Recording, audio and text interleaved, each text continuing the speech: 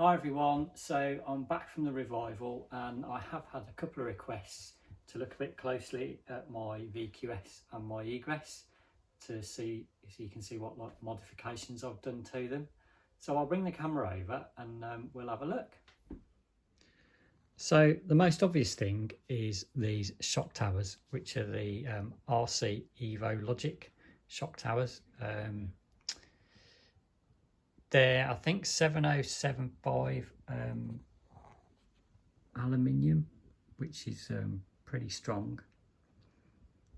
I've rolled these a few times and not had any issues. Got those front and rear, along with the G11 part, which is this part here. That's also in alloy. I've also fitted the Egress ball race steering set on it, and also I've got the Egress lower shock mounts, which is what I had an issue with. I managed to snap one in the first heat. The reason for that is I had another set that I kind of flattened this right angle bit off, and I'd been using it fine, you know, back in the good old days when I was racing my Egress, and never had any issues with it. But yeah, first round I hit one of the markers and managed to break that. So I've got the 5 light versions to replace that. Let's get these out. So yeah, so they make these. Which again, they're obviously not rectangle, they're in carbon fibre, so they'll sit there like that. So yeah, going to fit those back on. I nicked the other set of my Egress, so my Egress has got it looks like a re now at the front, with them just fixed on the outside of the wishbones. So yeah, so that's kind of, you know, pretty much it for mods on the VQS. Running an SPT low profile servo, got my 10.5 brushless and the Tamiya 04 SR brushless speedo. The high caps on it are original. I find those better than the Riri ones. The Riri ones have only got like one O-ring in them, where these have got 2, and also they've got the air hole at the top, rather than having the kind of slit in the threads to kind of let the air out as you make them. So I found that the Riri ones, it was very difficult to kind of get rid of that sort of rebound that you get as you squeeze them, whereas the originals are a lot better. Yeah, lucky enough to find a set of those. I've also got a set new in packet, just in case. So yeah, right, we'll move on to the Egress. So there we have my Egress.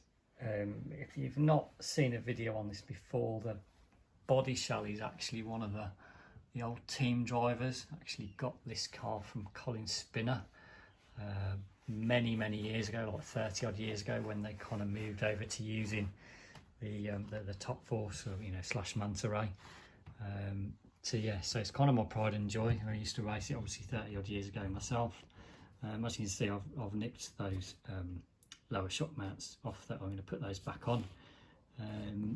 Modification that I had made back in the day, I can't remember what company made it me, is this carbon fibre right angled support. You can see that down there, and there it is at the front. So yes, obviously that stops that from breaking, and then the actual shock tower itself is a newer one, again from Fibre Light. And that's kind of about it. Again, I've got a slightly different rear shock tower. Again, I had that made, you know, 30 odd years ago when I was originally racing this, just to push these shocks out a little bit, make them a little bit more straight up. Apart from that, it's all pretty much as it comes out of the box. Obviously got HPI wheels on it. I had to cut down the the wheel hubs, they've been kind of like shaved off to kind of make them thinner, because the HPIs have less room for the kind of full size wheel hubs. So yeah, I got those made again. I got those made like 30 odd years ago when I was originally racing this.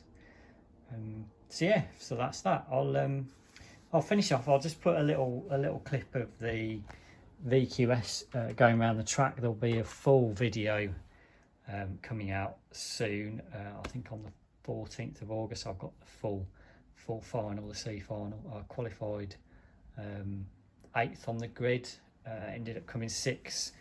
I was leading, I think I maybe led it for like one corner and then was 3rd for a little bit, but then everybody seemed to get away from me. I made a little mistake and yeah, ended up coming 6th, but I had loads of fun as always with the revival, and yeah, I'll be at the next one in September.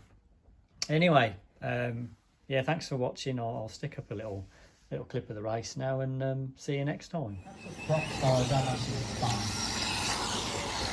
Thanks for joining me in the 89.93 with some absolute fashion.